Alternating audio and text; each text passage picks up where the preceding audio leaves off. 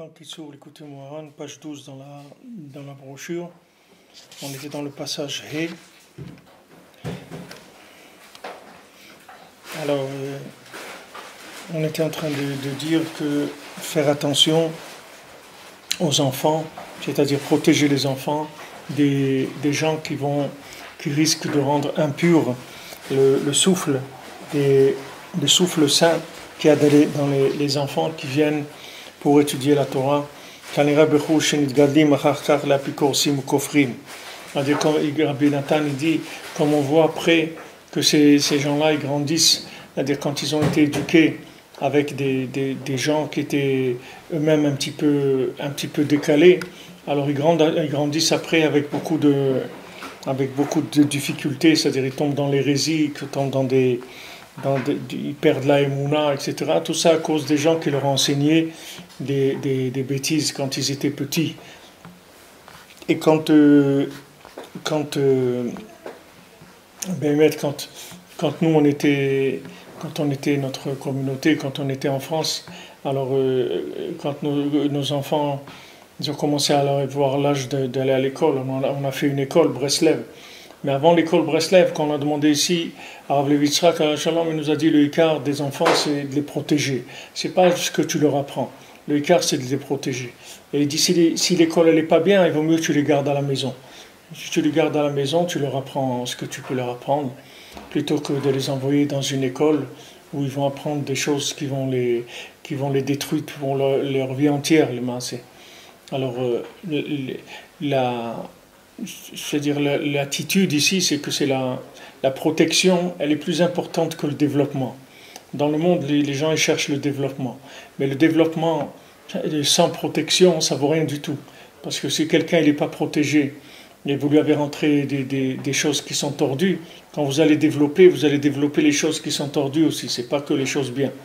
Donc le Ikar, c'est de les protéger. Ça, c'est le Ikar de la Avoda. C'est-à-dire que si maintenant, les Maasé, si on a le choix entre deux écoles, une école où il y a des choses mélangées dedans, c'est-à-dire qu'ils apprennent toutes sortes de choses dans cette école, ou bien que les élèves ils sont mélangés, les garçons, les filles, des choses comme ça, ou bien et qui est très avancé dans l'étude, ou bien on a une école qui est beaucoup moins avancée, où les enfants ils sont plus protégés.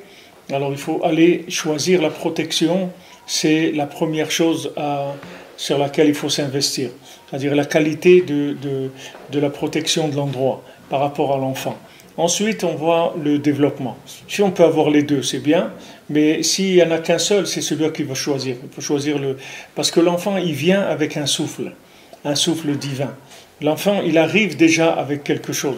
L'enfant, c'est pas quelqu'un qui attend que...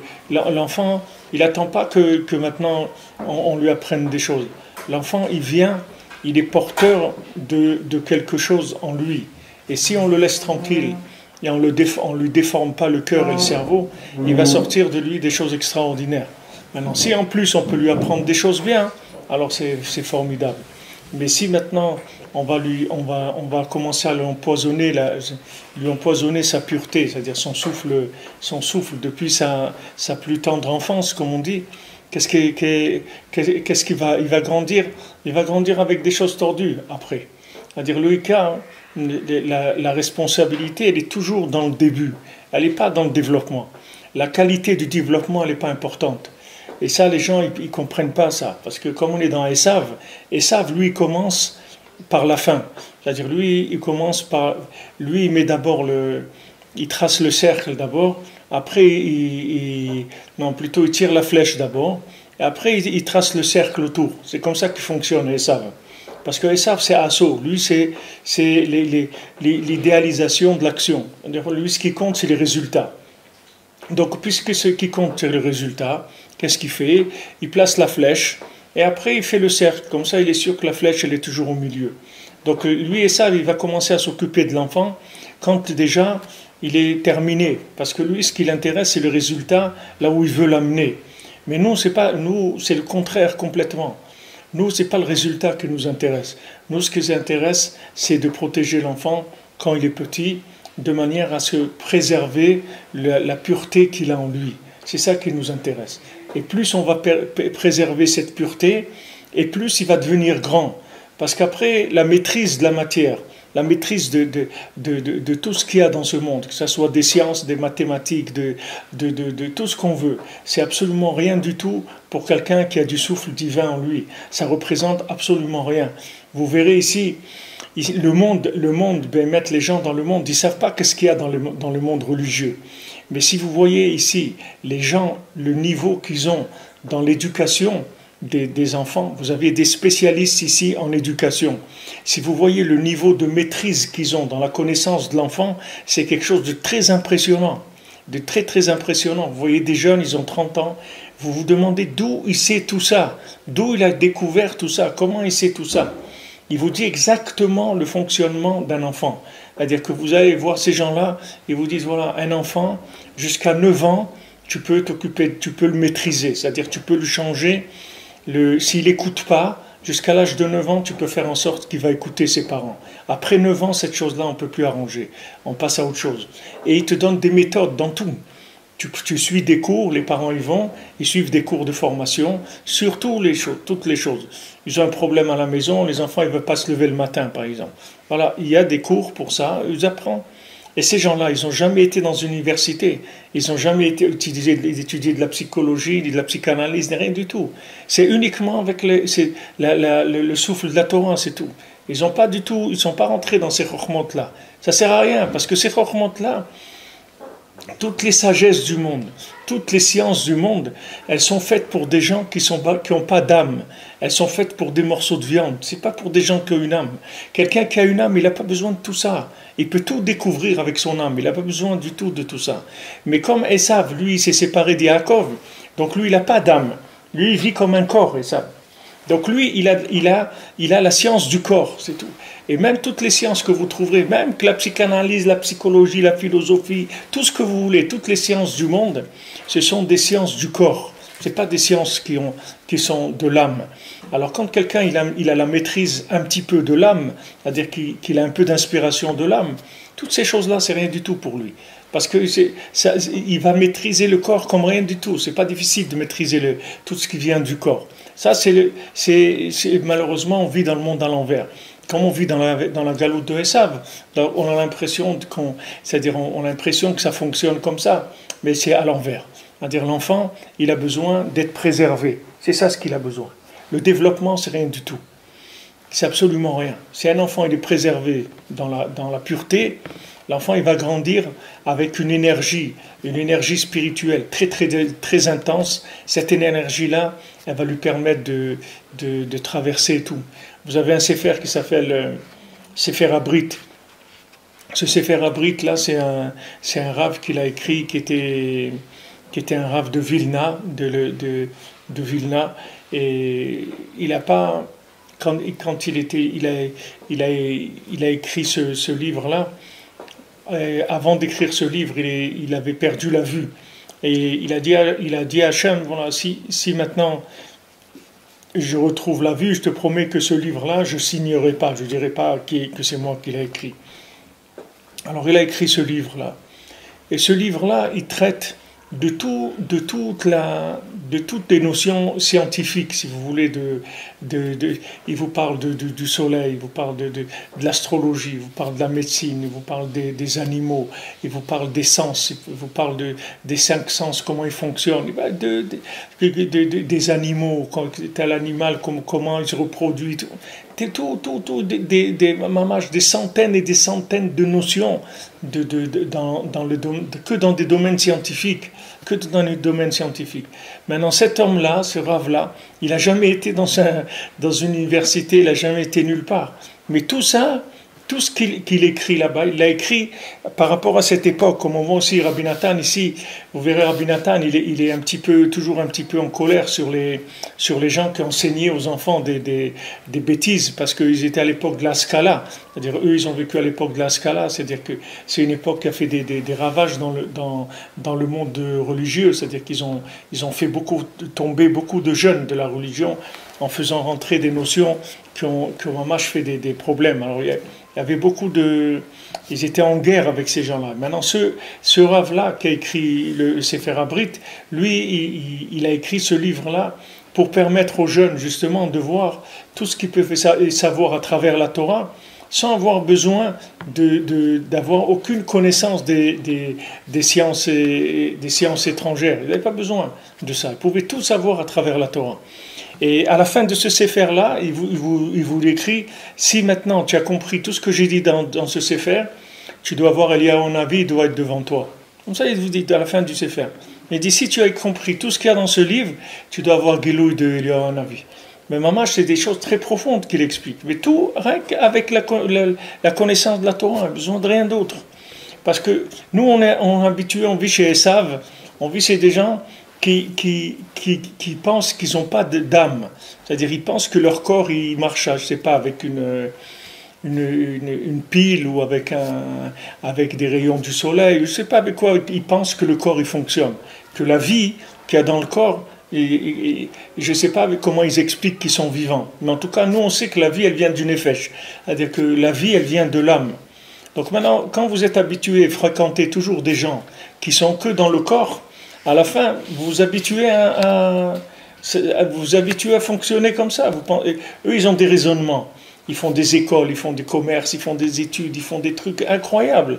Mais eux, c'est des gens qui ne savent pas qu'ils ont une âme. Eux, ils travaillent avec le corps.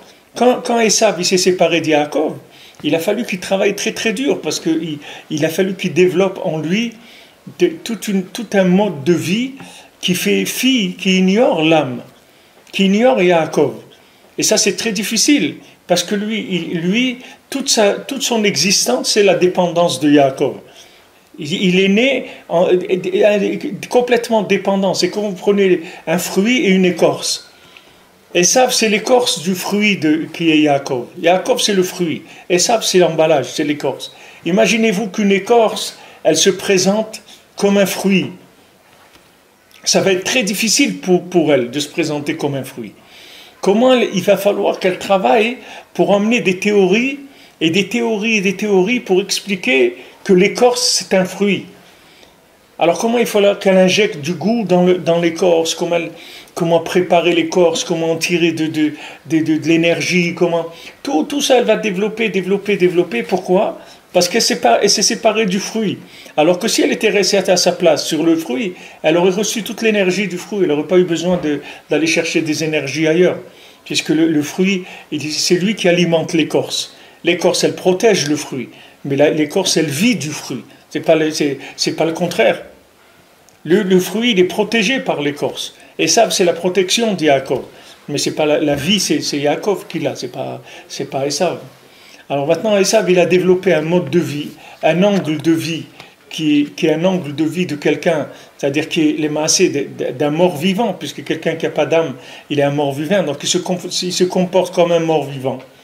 Et du fait qu'on est en galoute chez lui depuis des siècles et des siècles, alors on s'est habitué, nous aussi, à vivre comme ça. On pense que voilà, si quelqu'un ne fait pas ça ou il ne fait pas ça. Ici, vous verrez en Israël, vous avez des génies dans tous les domaines, des gens qui n'ont jamais été à l'école dans leur vie, qui n'ont jamais appris des sciences extérieures. Et c'est des génies dans tout. Mais ils ont appris très très vite. Quand ils ont eu besoin de travailler, ils ont appris en quelques mois, ils ont appris tout ce qu'ils avaient à apprendre. Vous n'avez pas besoin de s'asseoir depuis... Pourquoi? Parce que du moment où quelqu'un il a préservé cette énergie qu'il a à l'intérieur, qui est l'énergie de l'âme, qui est le souffle divin, Mamash d'Hachem, il n'y a aucune chose qui peut lui résister dans le monde. Il n'y a aucune chose qui peut lui résister. La chose qui fait échouer les gens, c'est l'investissement dans le corps. C'est ça qui fait échouer les gens. Chez les gens, ils savaient la puissance qu'ils ont à la naissance. C'est ça qu'ils chercheraient tout le temps. C'est pour ça que Rabbeinu l'a dit dans Sipurim Ma'asiyot, à la fin, c'est le bébé qui va être le plus âgé. C'est-à-dire qu'on va dire aux gens, présentez-vous par on veut les gens les plus âgés qui rentrent en premier. C'est les bébés qui vont rentrer en premier. Et les gens plus âgés, ils vont rentrer en dernier. Alors, qui c'est le plus âgé? Il dit le plus âgé, c'est le plus jeune. Parce que le bébé, il dit, comme moi, je me rappelle de tout, et je me rappelle de rien en même temps. Donc, il dit, j'ai la plus grande sagesse du monde. puisque je me rappelle de tout et de rien en même temps. Pourquoi il se rappelle de tout? Parce que dans le ventre de sa maman, il a tout appris. Maintenant, quand il est sorti dans le monde, dans ce monde-là, il se rappelle de rien. Et à ce moment-là, il peut arriver à tout connaître, puisque comme on a vu que la base de la connaissance, c'était le développement de l'ignorance. Et plus quelqu'un développe l'ignorance, plus il va devenir un grand connaisseur. Il va apprendre des choses. Ce qui empêche les gens d'apprendre, c'est rien que ce qu'ils savent, c'est tout. Les gens qui pensent qu'ils savent beaucoup, alors pour ça on dit ils savent, parce qu'ils croient qu'ils savent, ils pensent qu'ils savent, des choses. Parce que s'ils pensaient s'ils s'appelaient savent pas, il n'y aurait pas de problème. Mais comme il s'appelle Esav, alors il croit qu'il sait des choses. Le fait qu'il sait des choses, qu'il croit qu'il sait, alors il apprend rien du tout. Mais nous, Baruch Hashem, la Torah, elle a été donnée avec des lettres qui sont creusées dans la pierre. Pas des lettres en relief, des pierres creusées dans la pierre. Pour nous dire que chaque mot de Torah qu'on va apprendre, ça va nous vider de notre connaissance. C'est pas ça va nous apprendre des choses. C'est pour nous vider de la connaissance de ce monde. C'est-à-dire pour nous faire sortir de la connaissance matérielle qu'il y a dans ce monde. Comme on dit, de la science expérimentale. C'est-à-dire tout ce qui est science expérimentale, c'est que du développement de la matière. Quelqu'un il a fait une expérience et une autre, et une autre, et une autre, et une autre. Et un jour, si Hachem il veut faire ouvrir la mer, alors comment il va expliquer ça maintenant? Voilà, il a fait de la science expérimentale, il a essayé des trucs où Hachem il va envoyer un tsunami. Voilà, il a envoyé un tsunami. Alors, comment tu fais?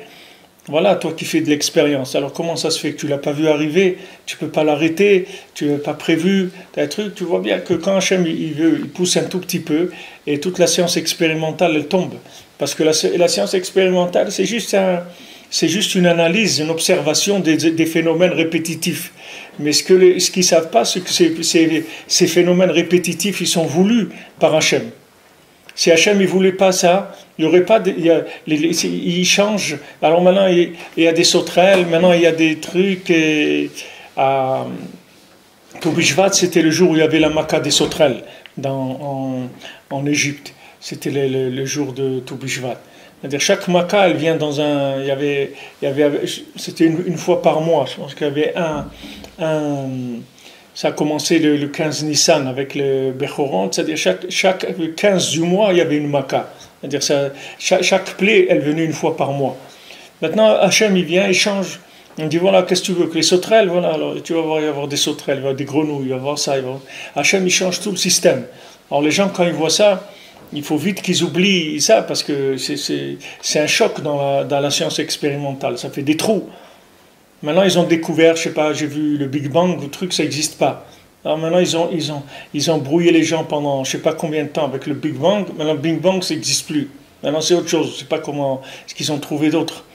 Alors, ils commencent à trouver autre chose, parce que leur expérience, elle est tombée, du fait qu'Hachem, il a révélé maintenant un autre Inyan qui est pas logique, qui est pas dans lequel ils sont pas d'accord avec.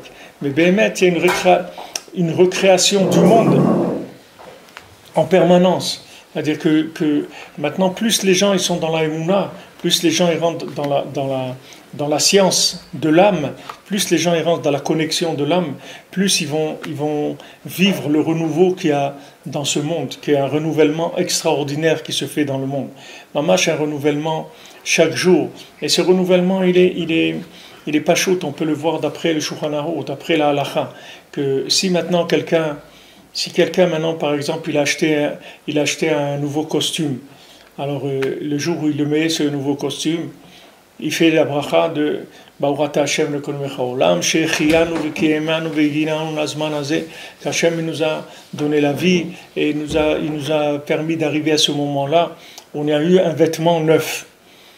Ok. Maintenant, le lendemain, il remet ce costume-là. Le costume, il est encore neuf, mais il ne fait plus la bracha dessus. Il ne peut pas faire shechianu, parce qu'il a déjà mis la veille. Il a déjà mis ce costume-là la veille. Donc, il ne peut pas refaire shechianu. Attendez, excusez-moi. Alors, je vous disais, quelqu'un qui a acheté un nouveau vêtement, le jour où il le met la première fois, il fait shechianu. Le lendemain, il le remet, il ne peut plus faire shechianu. Pourquoi? Parce que ce vêtement, il l'a déjà mis la veille. Il est de la veille, il n'est pas d'aujourd'hui. Maintenant, nous, tous les matins, on fait des brachot, on fait des bénédictions. que Hachem il m'a pas fait, il m'a pas fait une femme, qu'Hachem il m'a pas fait un non-juif, qu'Hachem, toutes les brachot qu'on fait le matin. Maintenant, ces brachot-là, si maintenant c'était pas vrai, qu'on a été créé une nouvelle fois, c'est bracha levatala, c'est-à-dire c'est une bracha pour rien. Une bracha pour rien, c'est un sourd midoraita. C'est un lave de la Torah, c'est un lave midoraita. Le tissa Hashem Hashem Lachav, tu n'as pas le droit de dire le nom d'Hachem pour rien. C'est-à-dire si maintenant, le matin, tu fais une bracha, que tu n'es pas une femme, ou que Hachem il t'a fait tous tes besoins, ou Hachem il t'a rendu, c'est-à-dire il t'a permis de voir alors que tu étais aveugle.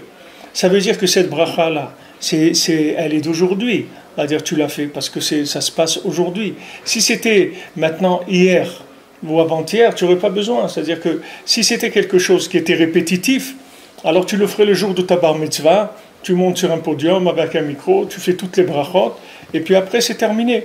C'est-à-dire pourquoi tu vas refaire ces brachot tous les jours de ta vie? Tu n'as pas le droit. Si c'est pas vrai, tu n'as pas le droit de faire la bracha. C'est-à-dire tu ne peux pas faire une bracha sur quelque chose qui n'est pas vrai. Donc maintenant, si tu fais cette bracha, ça veut dire que chaque jour, tu es recréé. C'est-à-dire que chaque jour, tu es recréé complètement. Maintenant, pourquoi tu ne sens pas ça? Pourquoi tu n'arrives pas à sentir ça? Parce que tu es dans la clipa de Esav. Comme tu es dans la clipa de Esav, tu as des images qui sont tu as l'impression que c'est des photos. Comme quelqu'un s'y regarde un film. Maintenant,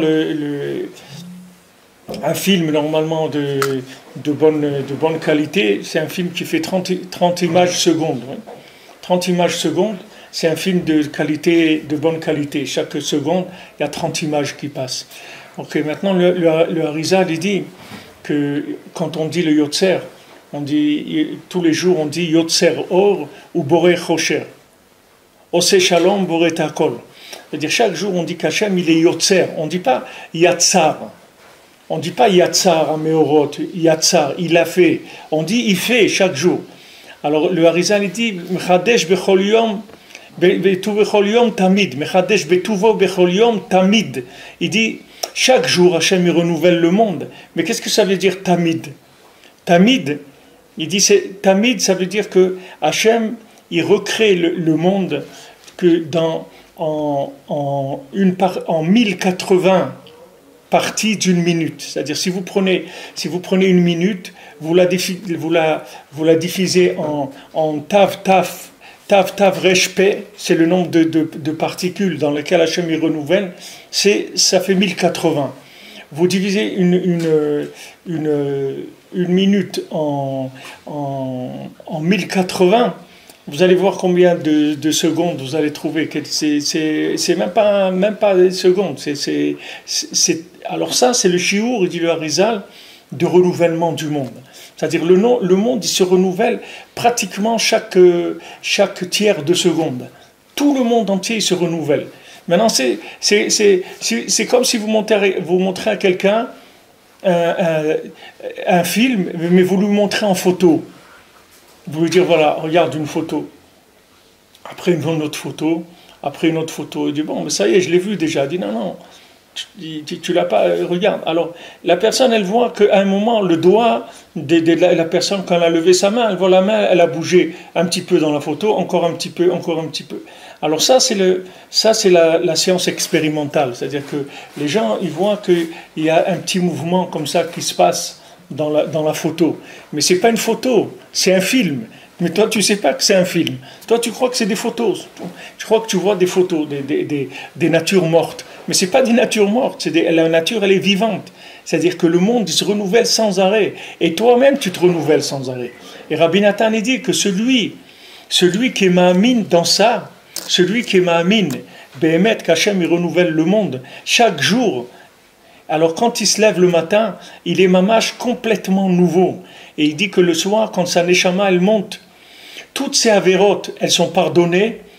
Et toutes ces avérotes, elles se transforment en mitzvot. C'est-à-dire le gars, quand il naît le matin, non seulement il est nouveau, mais il a alimenté son compte en banque avec des avérotes de la veille qui sont transformées en mitzvot. Parce qu'il n'y a plus d'avérotes. Les avérotes, c'est uniquement dans le temps. Quand maintenant tu annules le temps, Toutes les avérotes, elles se transforment en mitzvot. Donc chaque jour, quelqu'un qui a la émouna, chaque jour il est chadash complètement. Et la Torah, elle te dit, voilà, tu dois faire la bracha tous les jours, que tu n'es pas une femme pour un homme, que tu n'es pas un goy pour un juif, que tu n'es pas aveugle, que Hachem il t'a donné des vêtements, que Hachem t'a permis de marcher, qu'il t'a donné des chaussures. Chaque jour. Pourquoi? Parce que Mamash, c'est nouveau chaque jour. Maintenant, tu ne peux pas le voir, parce que tu vis dans un temps qui est extrêmement lourd et lent. Donc tu n'as pas accès au cinéma, pour l'instant tu as accès à la photo, c'est tout. Alors maintenant, il y a des gens qui sont un peu plus élevés, ils ont des diaporamas, c'est-à-dire ils voient les photos, elles bougent un petit peu, c'est-à-dire ils voient, ça change de temps en temps, c'est-à-dire c'est un petit peu renouvelé. Et les tzadikim, c'est des films mamash, c'est-à-dire ils voient les films du monde. Et c'est pour ça qu'ils rigolent. Souvent, vous verrez des tzadikim, ça les fait rire, parce qu'ils voient le monde comme des gens qui sont presque paralysés. Ils vivent dans des images figées. Ils ne vivent pas dans un mouvement. Tout ça, ça vient du culte du corps. Tout ça, ça nous vient de Esav. Parce que Esav, quand il s'est séparé de Yaakov, il est devenu un paralysé. C'est-à-dire, il est sur une chaise roulante, Esav. Parce que sa vitalité, c'est Yaakov. Maintenant, il a dit, je me sépare de Yaakov. Quelqu'un il a une voiture, une moto ou un truc, il enlève le moteur. Ok, il enlève le moteur. Mais là, enlever le moteur, qu'est-ce que ça devient? Ça devient une bicyclette, son truc. C'est plus une moto. Alors maintenant, il faut qu'il pédale. Il va vous dire, voilà, c'est dur, hein, la vie, hein, c'est la parnassa, oh là là, c'est dur. Qu'est-ce que je bosse pour la parnassa? Qu'est-ce que je me fatigue? C'est normal, tu as enlevé le moteur. C'est normal, tu vas voir que tu vas pédaler, tu vas pas y aller dur, surtout dans les montées, tu vas voir que ça va être très très dur. Alors que c'était pas prévu pour ça. C'est-à-dire tout ce truc-là, toute cette carrosserie-là, elle n'est pas prévue pour quelqu'un qui va pédaler. Comment tu veux qu'Hachem il te mette dans un monde et il va t'obliger à te fatiguer tellement? C'est quelque chose qui n'est pas logique.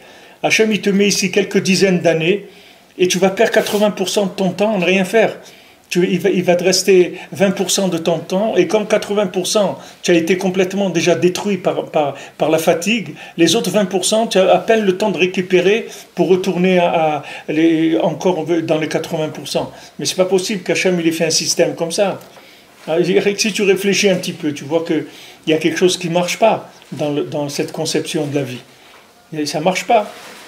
En France, même, il y a des gens qui ne veulent même plus donner des médicaments aux gens de 70 ans. Ils disent, ça y est, ils ont bossé, ils ont truc et tout. Maintenant, ils ont eu quelques années de retraite. Ça y est, s'ils veulent maintenant se soigner, il faut qu'ils payent. Qu'est-ce qu'on va entretenir des gens maintenant, les soigner dans les hôpitaux et tout gratuitement? C'est des gens qui ne vont plus servir à rien à la société. Mon père, Alav Shalom, il me disait ça ici en Eretz. Il me disait, tu sais, mon fils, tous les gens de la synagogue qui sont allés à l'hôpital, ils ne sont jamais revenus. C'est-à-dire, tous les gens âgés qu'il avait à la synagogue, il m'a dit, ils ne sont jamais revenus de l'hôpital. Parce que c'est normal, quelqu'un qui a 85, 90 ans va à l'hôpital, vous croyez qu'ils vont les soigner, les gens? Ils ne soignent pas les gens. Qu'est-ce que ça devient? Que sortir de l'argent, c'est tout. Ils ne sont pas intéressés. Parce que c'est Esav. Esav, il est comme ça. Esav, il n'y a pas de miséricorde avec lui. Même si quelqu'un il a donné 40 ans de sa vie pour travailler, ben c'est bien, tu as travaillé 40 ans, tu as eu quelques années de retraite, tu as profité un peu, tu as fait quelques voyages en Chine, au Japon, où tu as été manger un petit peu au restaurant. Ben maintenant, ça y est, tu laisses la place pour les autres. Il y a d'autres qui arrivent. On ne va pas t'entretenir encore jusqu'à l'âge de 95 ou 100 ans tu ne sers plus à rien. C'est que c'est comme ça qu'il est ce monde-là. C'est pas un monde il n'y a pas de chesed ici. Chez Esav, ça n'existe pas le chesed. Maintenant, quand Yaakov il vient et il vit avec la conscience de ce que Hachem lui a donné, c'est un autre monde complètement, c'est une autre vie. C'est une autre vie, c'est pour ça que tout le lien ici qu'on voit pour avoir une parnassa facile, c'est-à-dire comme Rabbi nous dit que la parnassa elle est facile, ça dépend tout du concept de la vie. C'est-à-dire que si quelqu'un conçoit la vie comme Esav, la parnassa elle est très dure. Maintenant, s'il conçoit la vie comme Yaakov, la parnassa elle va être beaucoup plus facile. Beaucoup plus facile, jusqu'à devenir complètement de la manne. C'est-à-dire qu'il n'aura plus besoin du tout de faire quoi que ce soit pour avoir sa parnassa. Ta parnassa lui viendra comme de la manne. Il n'y a pas il y a pas besoin de temps qu'on bouge les mains, ça veut dire qu'on est encore dans les mains. Le jour où on sortira des mains, vous verrez qu'il n'y a pas besoin de mains du tout. Que dans votre bouche, vous avez tout, vous n'avez pas besoin des mains. Vous avez à apprendre à tout faire avec votre bouche. Vous n'avez pas besoin des mains. Comme si vous voulez parler avec quelqu'un, vous pouvez lui parler, vous pouvez lui donner une claque, vous choisissez.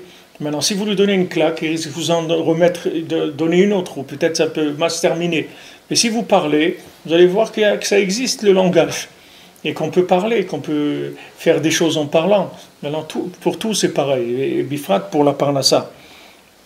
Alors ici, on était en train de voir le lien des enfants, c'est-à-dire comment, dès le plus jeune âge, et dans les écoles, ils essayent de donner à l'enfant cette tournure-là de la vie, cette orientation. והחיוב שלא ליתן בניו לחדר שלומדים בו אחד מבנים האלו ההולכים בדרכים הרעים הנ"ל. Il y a une obligation de ne pas mettre ses enfants dans des écoles où il y a ces gens-là, des enfants de ces gens-là, c'est-à-dire des gens qui ont une conception de la vie qui est tordue. Alors il faut pas les mettre là-bas. Et on voit, voilà, des gens, ils ont fait une école à Tel Aviv, et on voit des gens qui viennent par centaines, des gens qui ne sont pas religieux, mettent leurs enfants chez des religieux, par centaines d'enfants. Parce qu'ils disent, au moins je le mets chez le religieux, je suis tranquille, au moins il ne va pas me sortir un drogué, il ne va pas me sortir un homo, il va me sortir un truc, etc.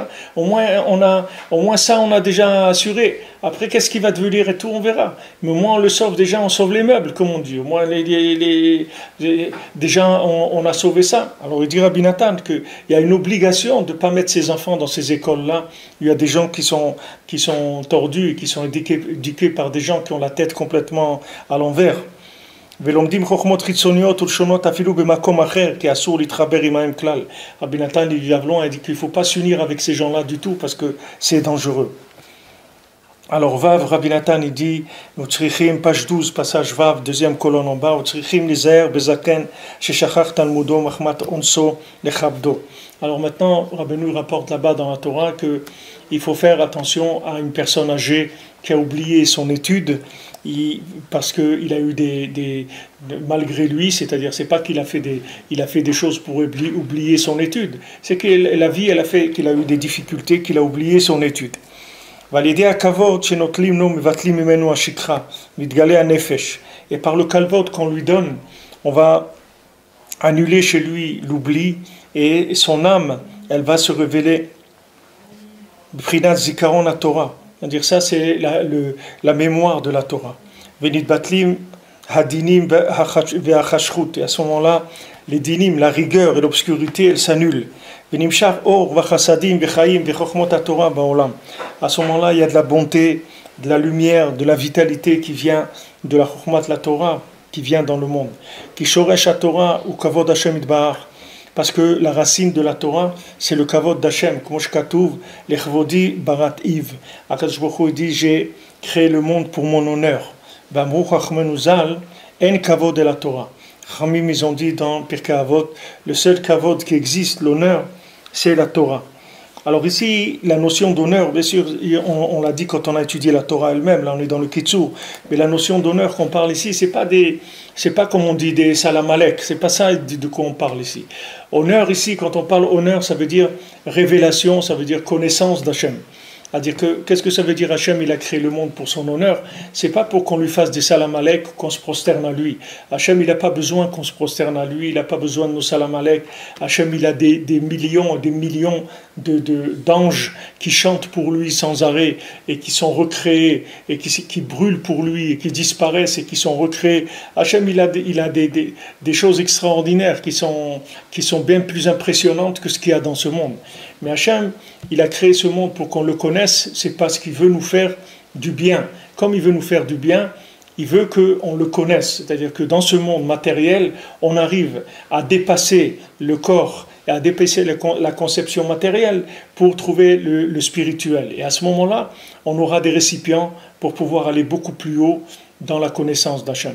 Puisque maintenant, n'importe quel individu qui a connu Hachem dans ce monde, dès qu'il va dans l'autre monde, il va être devant les anges. C'est écrit que les anges ils viennent voir l'homme et lui disent comment tu as vu Hachem aujourd'hui, comment ça va là-bas, qu'est-ce qui se passe, etc. Parce qu'il n'y a aucun ange qui peut s'approcher d'Hachem comme un homme qui est passé par ce monde. Parce que quelqu'un qui est passé par ce monde et qui a fait l'effort de dépasser la matière, il a des récipients énormes. Et d'ailleurs, c'est écrit dans les Sfarim que quand il y a des fois des anges qui ont tellement accusé l'homme, des gens tellement méchants, qui sont venus tellement accuser l'homme, qu'Hachem il a dit, vous savez quoi, je vais vous faire descendre dans ce monde-là et vous allez voir un petit peu qu'est-ce que vous allez faire. On va voir qu'est-ce que vous allez faire. Et Béhémet, ils sont devenus des êtres terribles. Et c'est même écrit, j'ai vu ma femme m'a dit, elle a vu dans un sefer, elle m'a dit cette semaine, je dis Béchem au mot, parce que c'est ma femme qui me l'a dit, elle a vu dans un sefer que tout le Inyan, que l'homme il descend du singe, ça vient de ces anges-là. Parce que ces anges-là, quand ils sont descendus dans le monde, ils sont devenus tellement matériels qu'ils sont devenus des singes. C'est-à-dire qu'ils ont eu l'apparence de singes. Et toute la théorie que l'homme il descend de singe, ça vient de ça, de ces anges-là qui sont descendus et qui sont tellement matérialisés. Et on ne peut pas savoir ce que c'est un ange qui rentre dans la matière, parce que nous, on est avec un certain équilibre. Mais un ange qui vient des mondes supérieurs, il a aucune...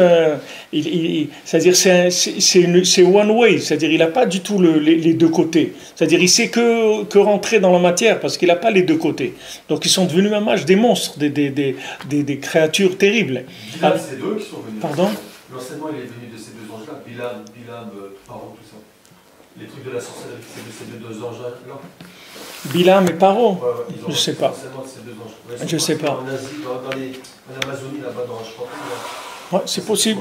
Maintenant, tout ce principe-là, c'est-à-dire des anges, qu'on voit les anges, on dit sage comme un ange ou des trucs comme ça, on voit l'image d'un ange tellement pur et tout. C'est normal, il est dans un monde où il n'y a rien. Il y a sens unique, il n'y a qu'une seule route. C'est sûr qu'il ne va pas prendre des sens interdits, ça n'existe pas. Et vous ne pouvez pas lui mettre des points, lui ajouter des points, vous dire, voilà, ce monsieur-là, il n'a jamais pris un sens interdit. C'est normal, il n'y en a pas des sens interdits. C'est-à-dire, il n'a jamais fait de bêtises. C'est normal, il n'y a pas de bêtises à faire là-bas. Il n'y a rien, ça ne va que dans un sens. C'est que de regarder Hachem et d'être dans la plénitude, dans la vision d'Hachem. Mais Hachem, il a voulu créer un être qui a une vision de l'infini beaucoup plus grande que l'ange. Et c'est pour ça qu'il a créé ce monde. Sinon, il n'y a aucune raison d'expliquer l'existence de ce monde-là. Ce monde-là, c'est un monde qui ne vaut rien du tout. Dans le côté Esav, c'est un monde qui ne vaut absolument rien du tout. C'est uniquement si vous savez pourquoi vous êtes là que ça commence à prendre un sens.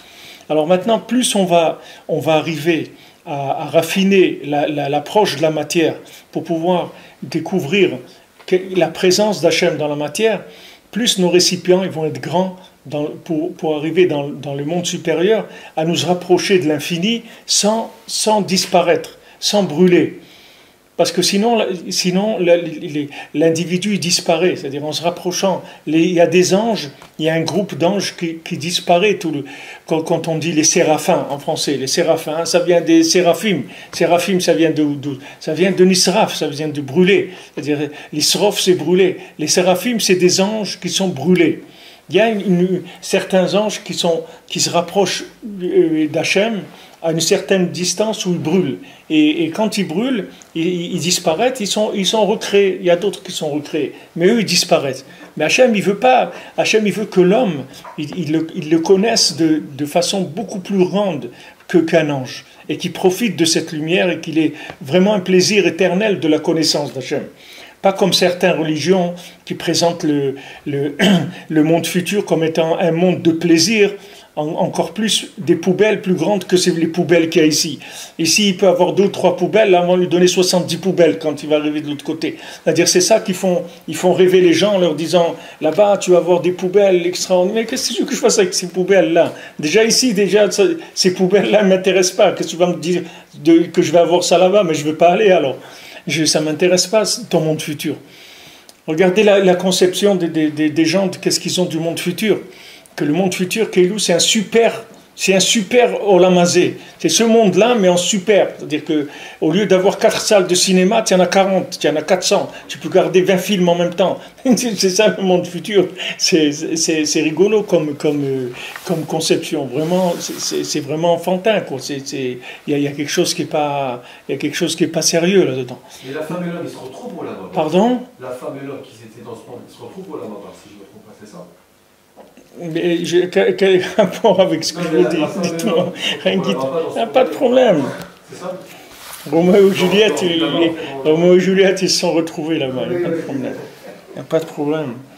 Alors maintenant, le kavod d'Hachem, ça veut dire que c'est de connaître Hachem. C'est ça Alors on a vu tout à l'heure dans le Zohar, on a vu tout à l'heure dans le Zohar que tant que Paro, il n'avait pas.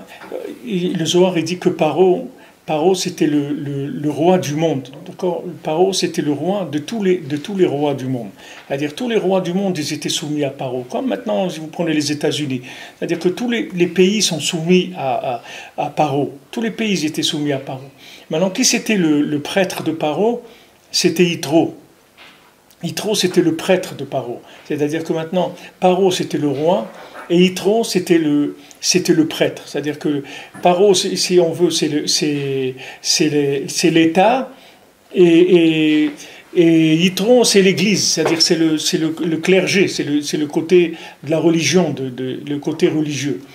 Maintenant, Paro, lui, c'était le pouvoir de la Sitra Achara, c'est-à-dire la négation de l'existence d'Hachem. C'est pour ça que quand Moshe est venu voir Paro, il a dit voilà, Hachem il a décidé de faire sortir son peuple. Paro a dit moi je ne connais pas Hachem, je ne sais pas qui c'est.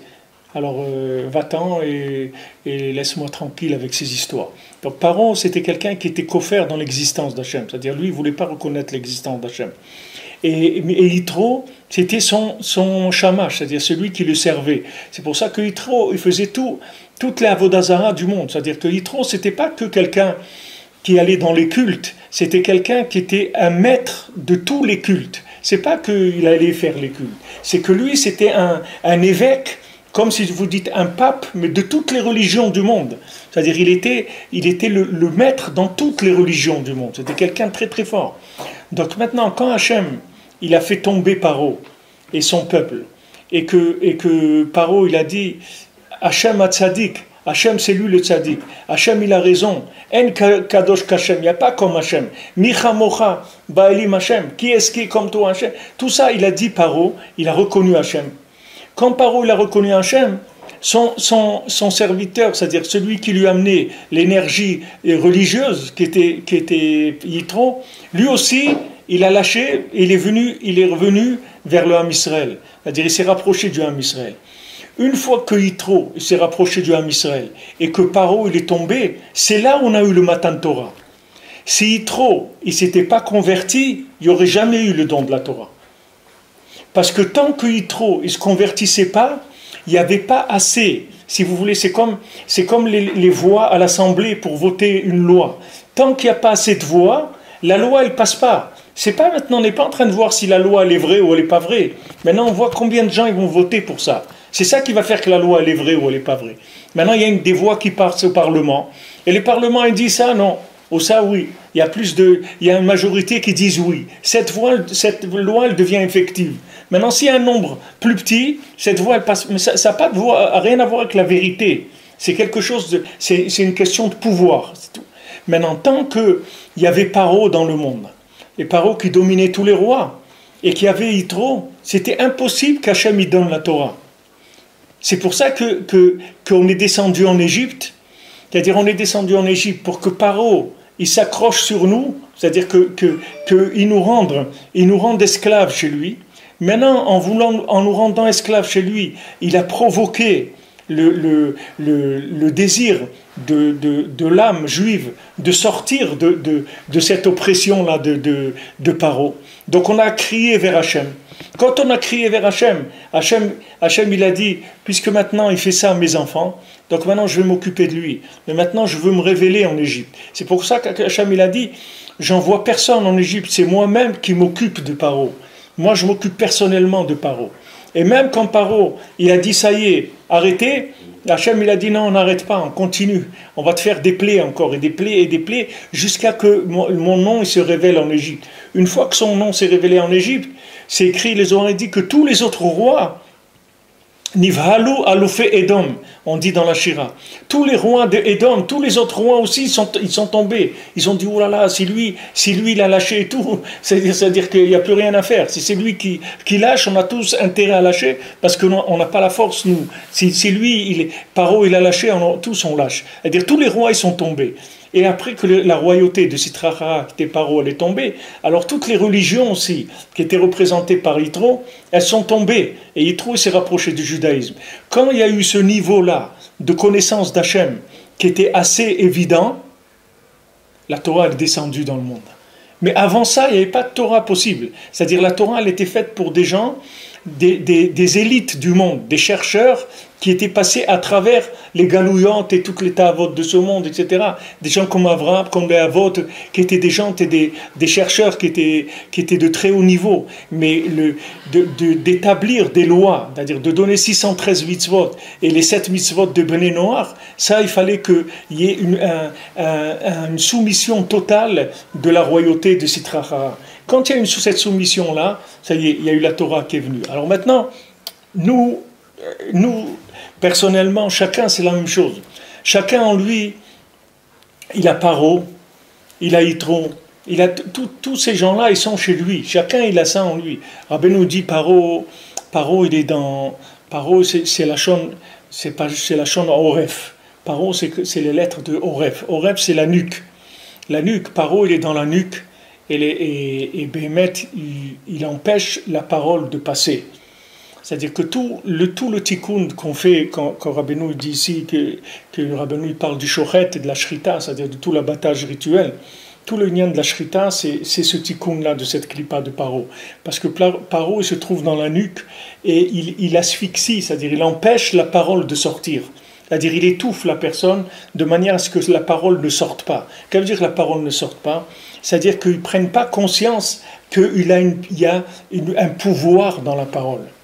Parce que si maintenant la parole, elle prend le pouvoir, ça veut dire que c'est l'âme qui a pris le pouvoir. Et parole n'existe plus. C'est fini. C'est-à-dire si maintenant la Sereta Dibrot, pourquoi c'est écrit la Sereta Dibrot? C'est pas les 10 lois. Nous, on traduit en français les 10 commandements.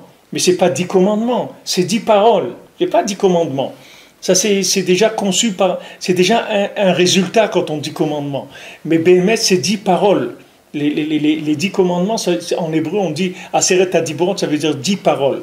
Maintenant, pour libérer ces 10 paroles, pour qu'elles puissent se révéler dans le monde, il fallait que Paro il tombe et que Yitro il tombe, qui se soumettent à Hachem, qui disent, c'est pas qu'ils tombent qu'on les tue, c'était pas ça, c'est pas de les tuer, c'est qu'ils reconnaissent Hachem. Le but, c'est pas de les tuer. Si Hachem il voulait tuer, il aurait tué le monde entier, c'est pas un problème. Mais Hachem, ce qu'il veut, c'est qu'on le reconnaisse. Parce que si on tue des gens, c'est pas parce qu'on tue des gens qu'on a le pouvoir. Tous les gens qui ont utilisé la violence, ils n'ont jamais eu un vrai pouvoir, il n'a jamais tenu leur pouvoir. Nous, c'est pareil. C'est-à-dire, tant qu'on ne comprendra pas que le seul pouvoir véritable qui existe, c'est la parole, il n'y aura pas de Géoula. Il n'y aura pas de Géoula possible. Mashiach, il va faire que parler. Malheur à lui, Mashiach, s'il utilise un pistolet ou un tank ou un truc. Ça veut dire que vraiment, ce n'est pas le Mashiach. S'il a besoin d'utiliser encore de la violence, ça veut dire que ce n'est pas le Mashiach. Mashiach, Rabbeinu dit, il ne tirera aucun coup de fusil, parce qu'il n'utilisera pas du tout la violence. Pas du tout, il n'y aura pas de violence.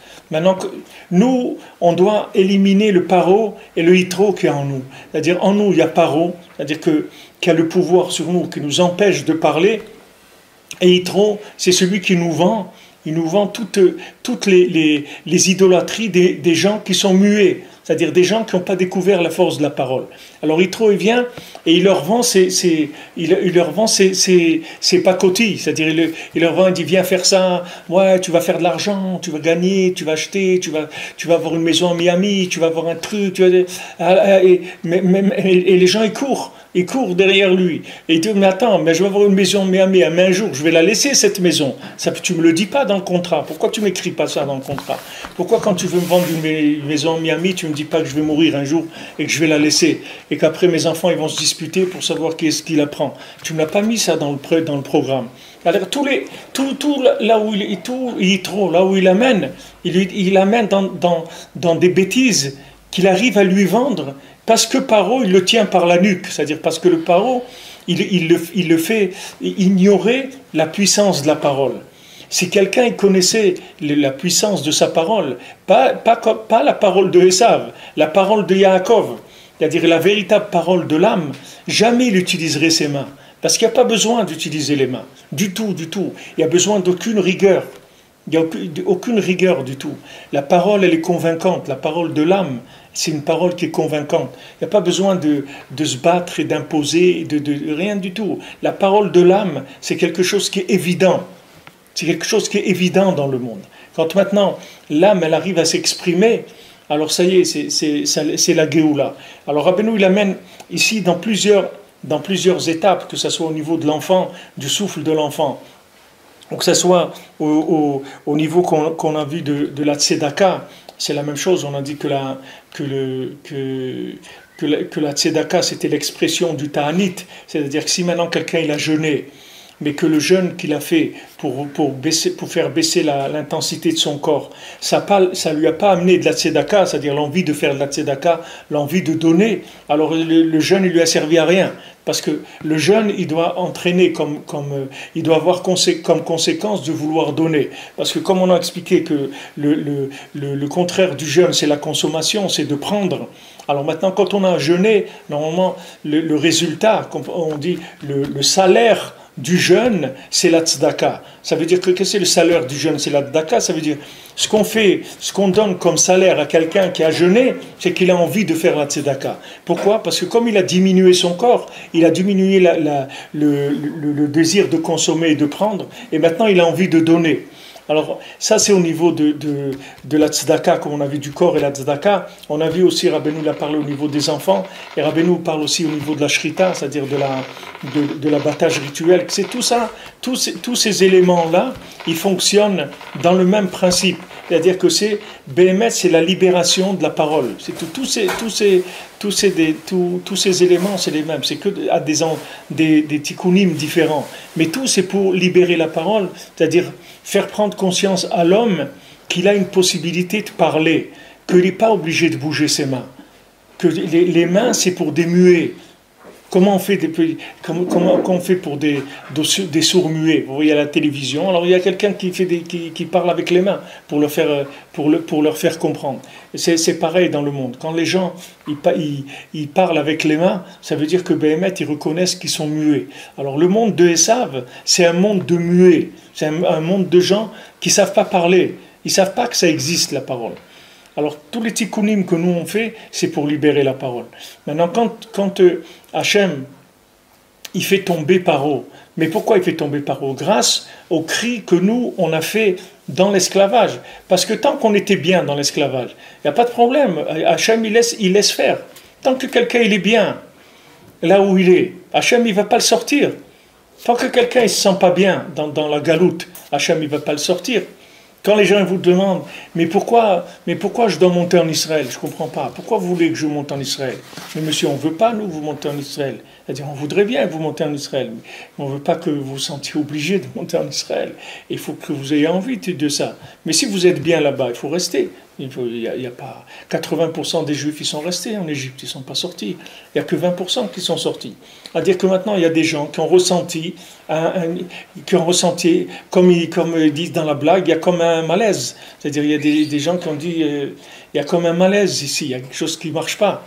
Alors ils ont dit, tiens, peut-être c'est le moment de partir. Il y a des gens, ils ont eu encore un peu plus d'accélération, etc. Puis il y a des gens que c'est devenu évident chez eux. Ça y est, ils ont pris leurs valises, ils sont partis, ils sont montés en Eretz Israël. Maintenant, on ne peut pas obliger quelqu'un à monter en Eretz Israël. C'est-à-dire, quand ils étaient en Égypte, les Maasé, il y a 20% des gens qui ont crié, c'est tout. Le reste, ils n'ont pas crié, parce qu'ils s'y sont faits à la situation. Ils se sont habitués. Ils se sont habitués à la situation, ils ont cru que c'était ça la vie. C'est-à-dire, on les a tellement rendus esclaves dans leur tête, dans leur cerveau, dans leur cœur, que les gens, ils pensent que c'est ça la vie. Que c'est ça. Ils disent, mais on est très bien là où on est. On est très très bien. Même le père de l'Inde Shemishmor, qui a été tué là à Paris, il a dit à la télévision, il dit, mais nous on est très bien là-bas, là où on est, etc. On a des très bons rapports avec les gens, on est très très bien là-bas. Qu'est-ce que vous voulez dire à quelqu'un qui dit il est très bien là-bas? Vous allez lui dire il faut partir, il va dire mais pourquoi tu veux que je parte? Je suis très bien. Il dit il ne faut pas partir, il faut rester. Il faut rester jusqu'au jour où tu sentiras que tu n'es pas bien, c'est tout. Ou bien, il y a d'autres méthodes qu'Hachem y fait s'il a pitié de toi pour te faire partir. Mais tant que la personne n'a pas un appel d'elle-même, elle ne peut pas déclencher l'intervention d'Hachem. Quand la personne part, ça veut dire qu'Hachem il est intervenu dans sa vie. Ce n'est pas lui qui est parti. Ça veut dire Hachem qui descend. Et Hachem il libère. Et Hachem il enlève toutes les chaînes de Paro pour libérer la personne. Mais ça, c'est venu parce que la personne, elle a crié. Elle a dit, Hachem, j'en ai marre, je peux plus de cette galoute-là. Je peux plus de cette vie-là. Et pitié de moi. Maintenant, quand la personne, elle appelle Hachem, alors là, Hachem, il commence à descendre et à faire révéler son nom dans le monde. Donc, que si maintenant on n'appelle pas Hachem, il n'y a pas pour lui une possibilité de se révéler dans le monde. Tant que quelqu'un y croit qu'il va se débrouiller tout seul, il ne peut pas révéler le nom d'Hachem. Comme la blague qu'on dit, celui qui cherchait une place pour se garer. Alors il dit, Hachem, j'ai pas où me garer, s'il te plaît, donne-moi une place, fais-moi trouver une place pour me garer. Alors il prie, il trouve la place tout de suite, il dit, Hachem, non, ça va te dérange pas, j'ai trouvé la place. Parce que lui, il croit qu'on appelle Hachem, que quand on s'est pas débrouillé. Tant qu'on s'est débrouillé, c'est-à-dire qu'il croit que c'est lui qui trouve la place. Maintenant, quand il n'a pas trouvé, alors il est d'accord de demander à Hachem. Mais tant qu'on ne rentre pas dans une communication avec Hachem, qui est totale, c'est-à-dire qu'on a compris que la seule solution qu'on a, c'est de nous adresser à Hachem, alors Hachem, il n'intervient pas, parce qu'il n'y a pas de récipient pour le faire descendre. Pour que maintenant, il vienne, il faut que vous l'invitiez. Quelqu'un, vous lui dites, pourquoi tu n'es pas venu au mariage? Il dit, mais tu ne m'as pas invité. Il dit, ouais, mais on se connaît, tout. C'est-à-dire, on se connaît, tu ne m'invites pas. Moi, je ne sais pas qu'est-ce qu'il y a dans ta tête. Peut-être tu n'as pas assez d'argent, peut-être que, je ne sais pas. Moi, je ne sais pas. Tu voulais faire ça en famille, je sais. Moi, je n'ai pas d'invitation. Ça veut dire que moi, je ne viens pas, c'est tout. Hachem, si on ne lui fait pas une place en bas, il ne vient pas, il n'intervient pas. Tandis que si on fait une place en bas, c'est-à-dire qu'on l'appelle avec la parole, qu'on fait appel à lui avec la parole, Hachem, il vient. Et quand Hachem, il vient, il intervient en Égypte. Ne croyez pas qu'il est intervenu en Égypte par une initiative d'en haut. C'est-à-dire que l'initiative d'en haut, elle est venue parce qu'il y a eu un appel d'en bas. Parce que tant qu'il n'y avait pas d'appel d'en bas, il n'y avait pas de déclenchement d'initiative d'en haut. Même si toute la sortie d'Égypte s'est faite par une initiative d'en haut, c'est-à-dire que c'est Hachem qui a fait les plaies, etc., cette initiative, elle s'est déclenchée par l'appel d'en bas. Donc une fois qu'on a fait appel en bas, il y a un déclenchement du pouvoir d'Hachem par rapport à Paro, puisqu'il y a une reconnaissance du pouvoir quand on fait appel à Hachem. Maintenant, Hachem, il descend, il fait les plaies à Paro. Quand il fait tomber Paro, il fait tomber en même temps Yitro. Yitro, il nous lâche dans toutes les théories, si vous voulez. C'est la même chose que quelqu'un qui vit en Eretz Israël, qui fait tchouva, tout, c'est la même chose. Il y a des gens qui montent en Eretz Israël, ou il y a des gens qui font tchouva. Mais dans leur tête et dans leur cœur, ils ont des raisonnements de Esav encore. C'est-à-dire, c'est pas, ils sont montés en Eretz Israël, mais ils vivent en Eretz Israël comme s'ils étaient en France. C'est la même chose. C'est-à-dire, leur tête, elle est restée comme s'ils étaient là-bas. C'est-à-dire, ils ont les mêmes raisonnements, ils ont les mêmes façons de voir les choses, etc. Ça, c'est Yitro. C'est-à-dire, une fois que tu es sorti de chez Paro, il faut que tu fasses aussi que Yitro il se convertisse. Parce que si Yitro ne se convertit pas, qu'est-ce que tu as fait? Tu as construit une synagogue et tu as mis un curé qui fait officiant. On n'a rien fait du tout pour l'instant. C'est vrai que c'est une synagogue, mais c'est un curé qui fait la prière. C'est-à-dire c'est pas un officiant, c'est pas un officiant juif, c'est un curé que tu as mis. Quand quelqu'un il fait la aliyah, c'est bien la aliyah du corps. Mais il faut faire l'aliyah de la neshama, c'est-à-dire des concepts. Il faut changer les concepts, il faut progresser dans les concepts. Mais même si quelqu'un n'a pas la force, ben mettre la terre, elle va transformer l'individu. Et il va changer ses concepts. Seulement s'il ne fait pas d'effort, ça va prendre plus de temps. Mais la terre d'Israël, elle a un pouvoir de changer l'individu. Malgré lui, même s'il ne veut pas, le fait d'être là, ça va le changer. Seulement c'est plus long, c'est plus difficile. Alors que si la personne, elle cherche d'elle-même, ça avance énormément. C'est-à-dire que Mamash, il va se nettoyer de toutes les idéologies qu'il a. Donc au début, on commence par la Yetziat Mitzrayim, après on fait que Yitro, ils viennent vers le Ham Israël, ils se convertissent, et après tout ça, il y a Matan Torah. Après tout ça, il y a Matan Torah.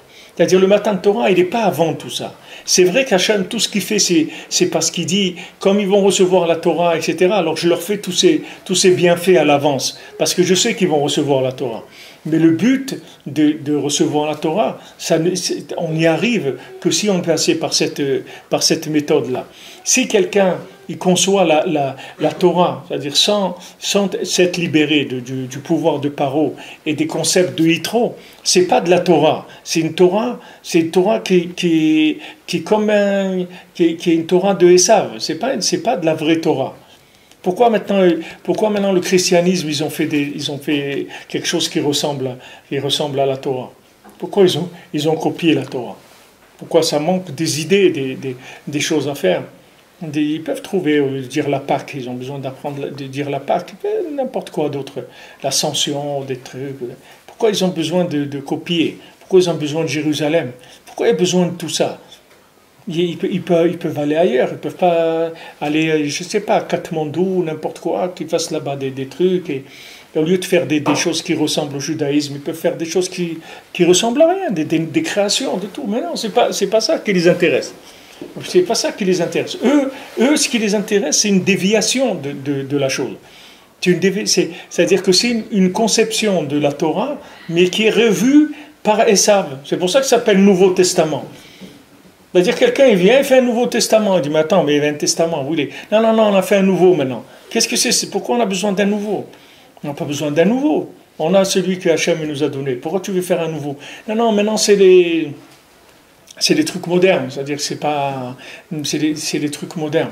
Même les musulmans en France, ils ont fait maintenant des mosquées où c'est des femmes qui font officiant et il y a des hommes et des femmes qui prient ensemble et ils peuvent prier en jean et en truc et tout. Ils ont fait des trucs comme ça modernes. Ils sont plusieurs communautés comme ça qui sont des modernes orthodoxes comme ça, des musulmans modernes. C'est-à-dire qu'ils ont fait. Pourquoi il y a ce Nouveau Testament? Parce que ce testament-là, ce Nouveau Testament, c'est le concept de Esav de la religion. C'est Esav quand il conçoit la religion. Et ça, c'est très proche du judaïsme qui est pas en place comme il faut. C'est-à-dire quand les idées du judaïsme ne sont pas à leur place, elles sont avec des conceptions de Esav. Il y a beaucoup de choses qui ressemblent à ça. Parce qu'il n'y a pas de Matan Torah s'il n'y a pas de libération de la parole. Pour ça qu'on fait Pessah, c'est-à-dire la bouche qui parle, et après il y a Matan Torah. D'abord tu apprends à parler, d'abord tu libères la parole. Après on parle de Torah. Si tu libères pas la parole, il n'y a pas de Torah. Parce que la Torah, ça n'est que le résultat de la reconnaissance du pouvoir de la parole. Tant que tu n'as pas fait ça, ne va pas plus loin. Toute la Torah que tu fais, c'est du Esav, c'est pas de la Torah de Yaakov. Parce que Yaakov, c'est Kol Yaakov. La Torah, c'est le résultat de la reconnaissance d'Hachem à travers la parole. Tant que tu n'as pas reconnu Hachem avec la parole, c'est-à-dire que tu n'as pas mis la parole au-dessus de tout comme façon de vivre, tant que tu n'as pas reconnu ça, tu ne peux pas recevoir la Torah. C'est de la mimique, mais ce n'est pas de la Torah. La vraie Torah, c'est que le jour où tu auras accepté que ce que Hachem il veut de toi, c'est ta parole. C'est ça qu'il veut de toi. Hachem, il ne veut pas tes mains. Hachem, il veut ta parole. C'est-à-dire, ce qu'il veut ta parole, ça veut dire il veut ton âme. C'est-à-dire, il veut que ta parole, ça soit l'expression de ton cœur, de ton âme. Une fois que tu as donné ça, alors à ce moment-là, tu as une vraie Torah. Mais si tu n'as pas ça, c'est pas de la Torah. C'est pas de la vraie Torah. La vraie Torah, elle vient que à ce moment-là. Elle commence après ça. C'est pour ça qu'il y a eu Pessah avant Matan Torah. On ne peut pas faire Matan Torah s'il n'y a pas Pessah. Si la bouche n'a pas eu sa place, si on n'a pas donné le pouvoir à Hachem avec notre parole, pas de possibilité de recevoir la Torah. Parce que tant que tu n'as pas reconnu le roi en tant que roi, ces lois, elles n'auront pas de valeur pour toi. Elles n'auront pas de valeur. Tu vas voir des gens dans la cache-route, dans les trucs, ils vont te demander d'y prendre n'importe quelle cache-route. Ils disent non, mais c'est cachère, hein. J'ai vu, il y avait là-bas, ils avaient un rond là, c'était écrit en hébreu là-bas. J'ai vu que c'est cachère, il y a sûrement quelqu'un qui s'occupe, etc. Tu vois que les gens ils sont très très light dans la cache-route, mais ça vient d'où? Ça vient parce qu'ils n'ont pas reçu la Torah, c'est tout. Quelqu'un qui a reçu la Torah, il ne va pas prendre parce qu'il avait un petit rond avec des lettres en hébreu. Il va aller s'enseigner, il va dire qu'est-ce qu'il faut manger, qu'est-ce qui est le top dans le kasher, c'est quoi le top? C'est ça que je veux. Pourquoi il demande le top dans le kasher? C'est pas parce que c'est quelqu'un qui est un extrémiste, c'est parce que quelqu'un qui a reçu la Torah, c'est tout. Quand quelqu'un a reçu la Torah, c'est tout à fait normal qu'il aille vers le mieux. C'est comme si vous prenez quelqu'un qui est riche. Quelqu'un qui est riche, il ne va pas aller acheter des chaussures qui sont pas, même si elles ne sont pas chères. Il ne va pas acheter des chaussures par rapport au prix. Il va acheter des chaussures qui sont bien, qui sont solides, etc. Il va acheter ce qu'il lui faut, ce qu'il y a de meilleur. Pourquoi? Parce qu'il a les moyens de payer. C'est pareil, quelqu'un qui est engagé avec Hachem, avec la parole, quand il va passer dans les actes, il va faire les meilleurs actes possibles. Mais ce ne sont pas des actes de Esav. Ce sont des actes de Yaakov, ça n'a rien à voir avec les actes de Esav, parce que ce sont des actes sans nerfs, sans pression, sans qu'il y ait un pouvoir comme ça de se forcer ou autre. Il ne se force pas du tout. Il fait ça parce que c'est la vie, c'est ça sa vie. Il vit comme ça. C'est ça pour lui la vie. Quand quelqu'un il va chez un dentiste ou chez un médecin, il ne va pas chez le moins cher au truc. Il prend le meilleur. Il essaie de se renseigner. Ce qui va le soigner le meilleur, même si c'est cher, il va s'endetter, etc. Parce qu'il fait attention à lui. Il a envie d'être soigné comme il faut. Maintenant, quelqu'un dans la cache-route, c'est pareil. Quelqu'un il va acheter de la viande cachère. Du moment où il y a un petit rond dessus avec un dessin, il achète. Il dit, mais il faut savoir qu'est-ce que c'est cette cache-route-là. On ne prend pas comme ça. Alors va te renseigner. Si tu ne trouves pas de renseigner, demande à Hachem qui t'oriente, que tu trouves la cache-route qu'il faut, qui est la meilleure. Parce que si tu manges de la cache-route qui est pas valable, tu asphyxies ton dibour. Tu ne peux pas parler après. Si tu manges de la viande, que cette viande-là, elle n'est pas élevée au niveau de la parole, après ça t'empêche de parler. C'est une viande qui t'asphyxie dans la conception de la parole. Donc c'est dangereux. Mais ça, tout celui qui est engagé avec Hachem, il le sait ça. Il le vit, c'est évident pour lui. Il n'a pas besoin de faire des efforts. Pour lui, c'est évident de fonctionner comme ça. Ça, c'est dans le domaine de la cache-route, mais toute la Torah, c'est comme ça. Quand une fois une personne elle est rentrée en communication avec Hachem, c'est-à-dire qu'elle a élevé la Torah au niveau de la parole, après, toute sa conception de la Torah, c'est une conception amicale, amoureuse. C'est pas quelque chose qui est une pression ou un devoir. Des gens disent, j'ai fait mon devoir. Il n'y a pas de devoir. C'est que c'est le meilleur mode de vie qui existe, c'est tout. C'est le meilleur mode de vie. C'est comme quand les gens ils parlent des religions, ils disent ouais, les 3 grandes religions. Mais nous, c'est pas une religion, il ne faut pas se mettre avec eux. Quand les gens ils disent ça, ils disent messieurs, ne parlez pas de nous, parlez de vous, pas de nous. Ne nous mettez pas avec vous. Nous, on n'est pas une religion. Hachem, il a créé le monde. Nous, c'est pas une religion. Les religions, ça vient après. Les religions, c'est le concept du monde sans Hachem. À partir de ce moment-là, ça commence les religions. Mais nous, Hachem, il a créé le monde avec nous, avant même que le monde existe. Hachem, il s'est assis avec nous, on a parlé de la création du monde, avant que le monde existe. Mais on n'est pas une religion. Donc arrêtez de parler des 3 religions. Il n'y a pas 3 religions. Il y a des centaines de religions, si vous voulez, mais pas le judaïsme. Le judaïsme, ce n'est pas une religion du tout. C'est-à-dire, déjà, uniquement de parler comme ça, c'est déjà un problème. Quand quelqu'un ils disent la religion juive, celui-là il est religieux, l'autre il n'est pas religieux, l'autre il est... Ça y est, rien que de rentrer dans ces notions-là, c'est déjà du mensonge. Il n'y a pas de quelqu'un il est religieux, il n'est pas religieux. Quelqu'un il est juif ou il n'est pas juif, c'est tout. Quelqu'un il est juif, il y a 613 mitzvot, c'est le tarif. Il n'est pas juif, il y a 7 mitzvot bnei noir. C'est où? Il n'y a pas de religion. C'est pas une question de religion, c'est la création du monde qui est basée sur ça. C'est pas quelque chose. Alors ça, c'est un concept dans le de la religion. Maintenant, dans la nourriture, dans le mariage, dans les enfants, dans le travail, dans l'argent, tout c'est comme ça. Tout c'est des concepts de gens qui sont à l'envers. Donc quand vous entendez, vous allez apprendre dans des écoles de marketing, des trucs et tout, vous apprenez chez des handicapés.